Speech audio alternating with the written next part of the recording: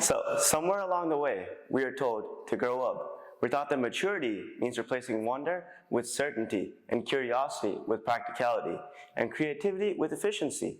But what if that's all wrong? What if retaining aspects of childlike wonder is the very thing that can make us better adults?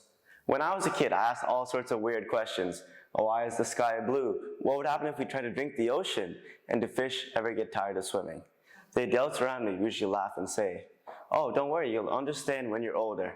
Well, now I'm older, and I've come to a surprising realization. I don't have all the answers. In fact, maybe I understand even less than I thought I would in the future. But instead of feeling lost, and now I feel curious, because those questions, silly as they seemed back then, they're really just signs of my deep desire to learn more. So what my interpretation of childlike wonder is that feeling of excitement for new experiences that a child has. No matter how old you are, you never become blasé or unimpressed by what you see and experience. Because in this world, there exists a general misconception that childlike wonder is synonymous with immaturity, that the qualities of curiosity, awe, and finding joy in the simplest of things, they're often dismissed as too frivolous of a thing for a grown-up to care about. Now, as we grow older, society tends to prioritize us being responsible and serious. Now, I do 100% agree, this is essential to living a well-balanced life. It does not warrant sidelining the sheer delight that comes from viewing life through the lens of a child. So now, why don't more of us hold on to this sense of wonder? I think it's because we've all been sold a few misconceptions about what it means to be a grown-up. Misconception number one, wonder is naive. There's this belief that being curious and imaginative makes you naive or unserious. But if you look at this world with amazement, you're not paying enough attention. But let's talk about some of the greatest thinkers in our time. Einstein once said, imagination is more important than knowledge. And then Steve Jobs said, he talked about the importance of maintaining a beginner's mind. The best scientists, the best artists, and the best leaders are the ones who never stop asking questions like, what if, and then why not? So this doesn't mean that we're ignoring reality. It means that we're being open to seeing new possibilities within our world. And especially in our world, where we're always being told to follow the script, wonder gives us the ability to question it. Misconception number two, that curiosity is a waste of time. As kids, we explored just for the sake of it. We touched things, we took them apart, we put them back together in ways that made zero sense. But now as adults, we're told to focus on efficiency, productivity, and getting things done. But here's the problem with that. When we only do things that seem immediately useful in the short run, we close ourselves off to unexpected discoveries. Just think about it. I want you guys to think about it. So many of history's greatest breakthroughs happened because someone was playing around, experimenting, or just following a hunch. For example, George de Mestral was just wondering why birds are sticking to his dog's fur. And this led to him exploring the natural phenomenon, which led to the exploration of Velcro, which we all use.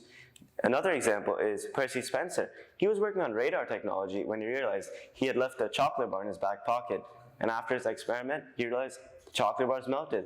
And now we have the microwave oven. So, yeah. So curiosity might not always have a direct outcome, but it opens doors that we don't even know existed so far. And in an age when innovation is so important, the ability to explore the unknown isn't just valuable, I'd say it's almost necessary. And misconception number three, adults should be serious. We tend to associate adulthood with seriousness and playfulness with responsibility, but why? When did the word fun become such a bad word? Studies show that play isn't just for kids. It improves creativity, problem solving, and can even boost mental health in adults, which is so important. It helps us relieve stress, it builds stronger relationships, it helps us approach challenges with a fresh perspective. A popular artist known around the world for his work in hip-hop and music production once said, "I try to get as close as I can to a childlike level, because that's when we're all artists." This is a quote that I personally resonate with really well, because he's advocating for the return to that pure and unfiltered level of creativity that we all had as children. I believe this approach can help us rediscover that magic in everyday moments and help us create with more passion and authenticity. So now I would like to share a more personal experience with you all. So I have this one really vivid memory from when I was 11 years old.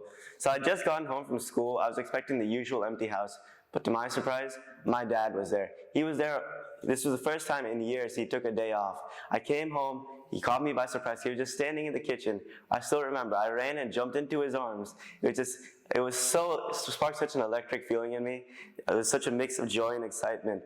This simple change in routine made the whole day feel so special. But I want you guys to think, this really made me think, if that scenario were to happen again, would I feel the same excitement? Fortunately, no. No, I don't think I would. But why is that? My dad is still just as busy, my love for him hasn't faltered at the slightest, but now, as an adult, my days are so filled with responsibilities and stress, the novelty of small surprises has completely faded out of view. I have so many things on my mind: work, deadlines, student bills. It's always on my mind. It's so hard to be fully present and appreciate the little things in life when there's always something that requires my attention. So I wish I would, but I don't think that I would.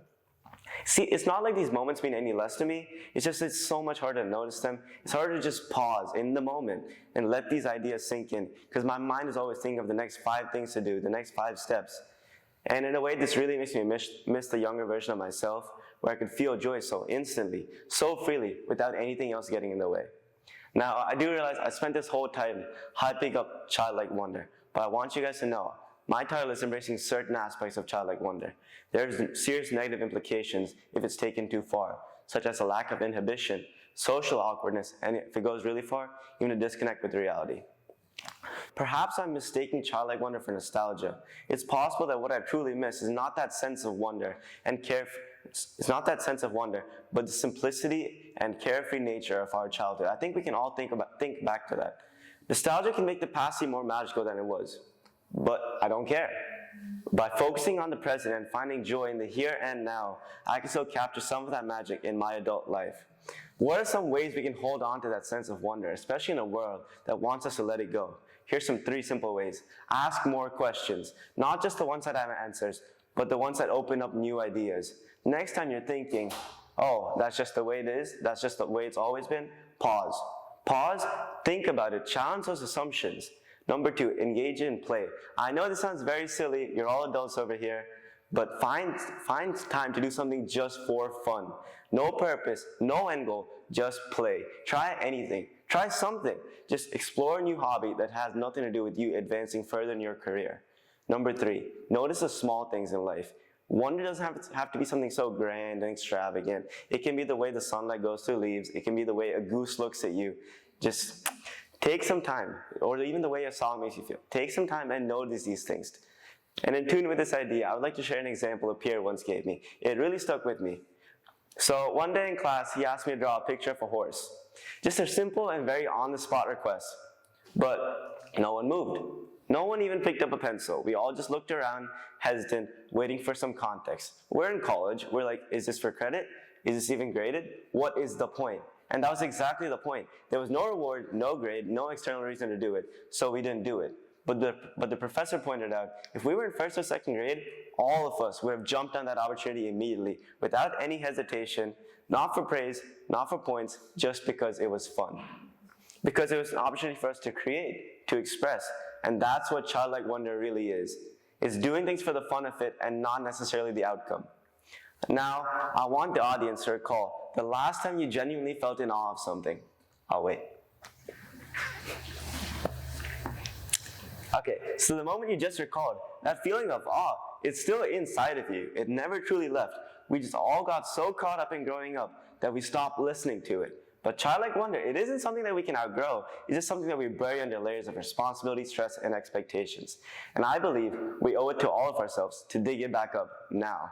And to conclude, I'd like to share a quote from Roald Dahl. Those who don't believe in magic, they'll never find it.